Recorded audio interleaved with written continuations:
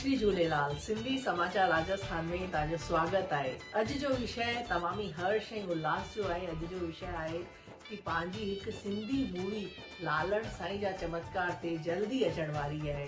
जीअं असां हिकु पहिरीं बि माउ पीउ खे न रुलायो इहा हिकिड़ी सिंधी शॉर्ट मूवी सिंधी समाचार राजस्थान ते आई हुई ऐं तव्हां हिनखे ॾाढो ई सराहियो, प्रेम ॾिनो त ॿी जल्दी सिंधी समाचार राजस्थान यूट्यूब ते मूवी अचण वारी आहे लालण साईं जा चमत्कार। चवंदा आहिनि हर कार्य पुठियां हिकु पंहिंजो उद्देश्य हूंदो आहे। हर कार्य पुठियां का न का हिकु जिज्ञासा हूंदी आहे, हिकु संदेश हूंदो आहे। जी हाँ, त असांजो बि हिकु संदेश इहो ई आहे। किथे न किथे चवंदा आहिनि या थिए पियो धर्मांतरण पिया कनि सिंधी समाज, छो किथे न किथे उन्हनि खे लाल साईं मथां भरोसो न रहियो आहे।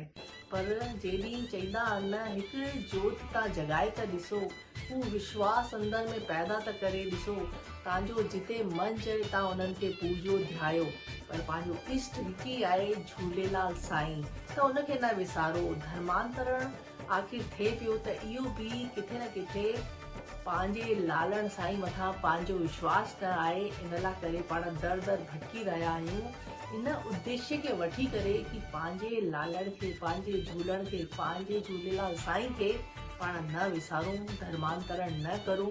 इन उद्देश्य सां इहा लाल साईं जा चमत्कार मूवी ठाही आहे। लालण साईं जा लाल साईं जा चमत्कार जेकी शॉर्ट मूवी पंहिंजी अचण वारी आहे सिंधी समाचार राजस्थान ते, इहा 24 फरवरी रिलीज़ थियण वारी आहे।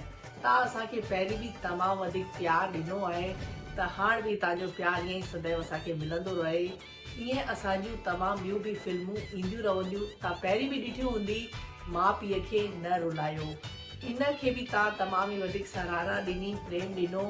इन में बि नवां कलाकार हुआ ऐं नए कलाकारनि खे सिंधी समाचार राजस्थान सदैव इहो प्लेटफॉर्म ॾींदो रहंदो। अॻियां बि पंहिंजा सिंधी सॉन्ग, भॼन ऐं जोक्स ईंदा। इन में बि नया नया कलाकारनि खे इहो प्लेटफॉर्म मिलंदो रहंदो।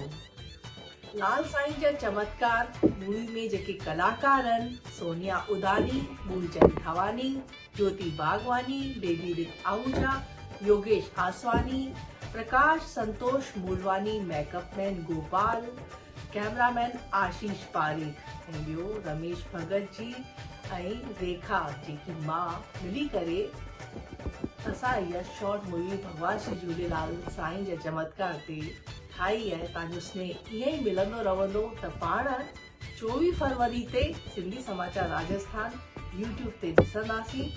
जय श्री झूलेलाल।